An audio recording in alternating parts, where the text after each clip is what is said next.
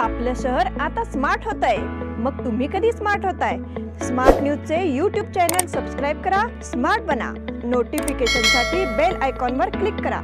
नमस्कार, मैं Anuja Patil smart plus के आज के समाचार में आपका स्वागत करती हूँ. शुरुआत में एक नजर आज की सुर्खियों पर. धनत्रयोदशी धूमधाम से मनाई गई, बाजार में उमड़ी भीड़. शिवचरित्र परियोजना पूर्ण होने की और निर्माण श्रमिकों को सुविधाएं उपलब्ध कराने की मांग. अब यल्लूर ग्राम पंचायत होगी आदर्श ग्राम पंचायत. अनुसूचित जाति में शामिल करने के लिए धनगर समुदाय का प्रदर्शन. आने वाले 1 जनवरी को उसगांव में रेणुका देवी की यात्रा.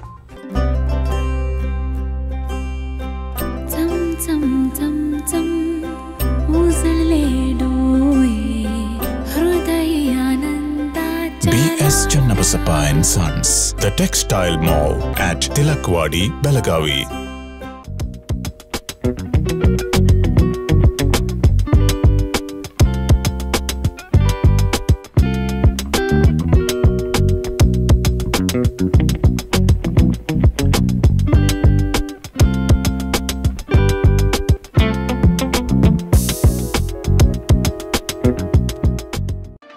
Admissions open 2022 and 23. Vijaya Institute of Physiotherapy, affiliated to Rajiv Gandhi University of Health Sciences, Government of Karnataka. Bachelor of Physiotherapy, BPT. Eligibility 12th or PUC second year science. Duration 4 years 6 months. And also installment facility available. Great job opportunities in India and abroad. Contact Dr. Prakash G. Patil, MBBS, Director of Vijaya Hospital, Ayodhya Nagar, Belagavi. Mobile number 90355111239, 8310240603, 8088415916 and 8088415917. और अब समाचार विस्तार से. दीपावली के उत्साह का जोश लगातार बढ़ रहा है. यह बाजार में परिलक्षित होता है. शनिवार को नागरिकों ने उत्साह के साथ धनत्रयोदशी को मनाया. दीपावली के साथ मौके पर शुरू हुए तरह तरह के उत्साह से भरे कार्यक्रम अब शुरू हो गए हैं. धनत्रयोदशी के अवसर पर धनराशि की पूजा और धन्वंतरी की पूजा जैसे कार्यक्रम विभिन्न स्थानों पर आयोजित किए गए. इनमें बड़ी संख्या में नागरिकों ने भाग लिया.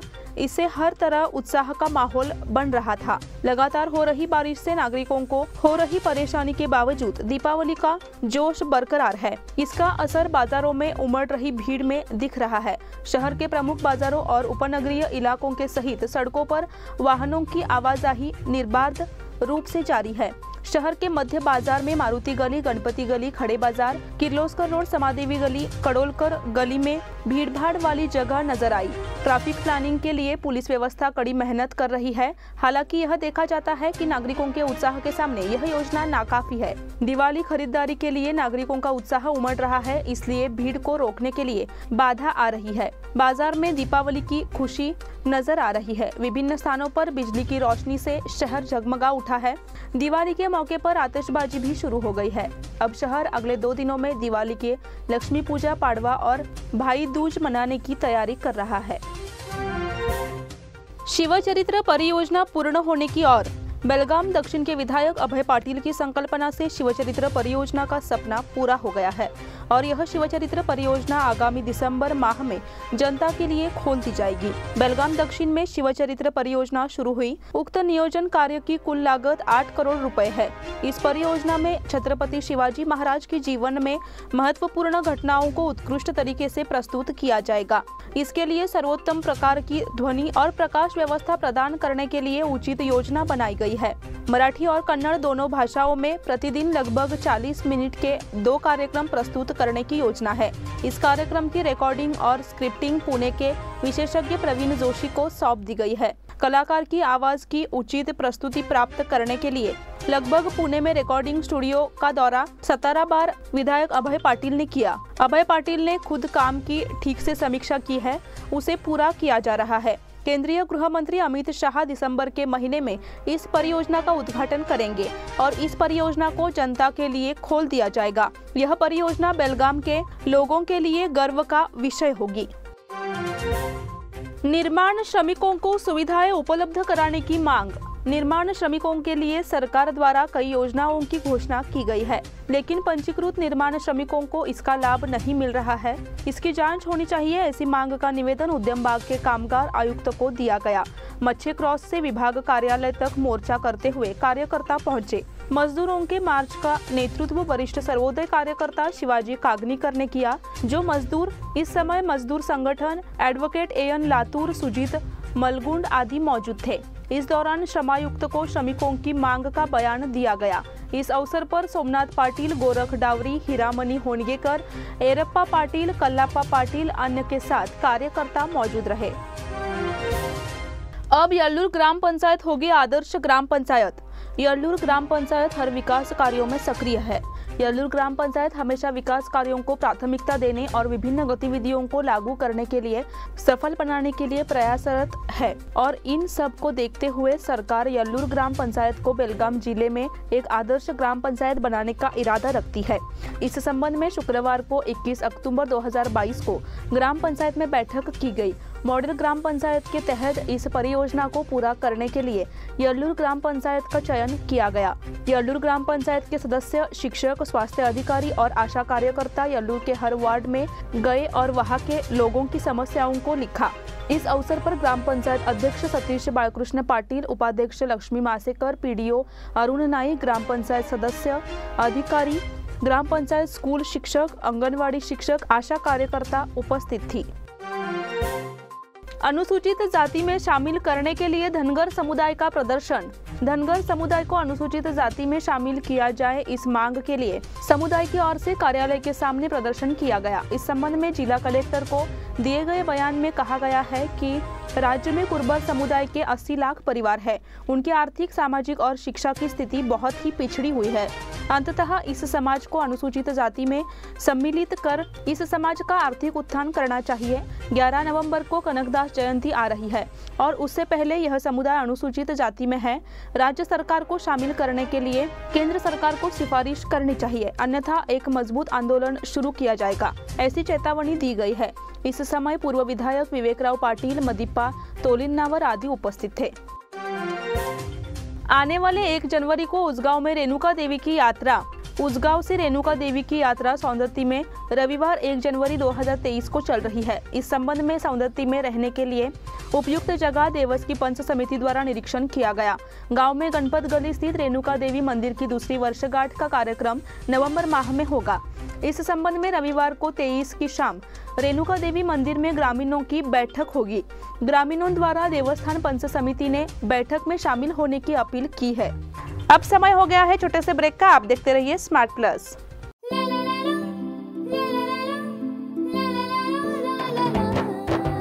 जले दीप अंगना में होगी रोशन दुनिया, पलकों तले छा जाए चांद तारों का साया।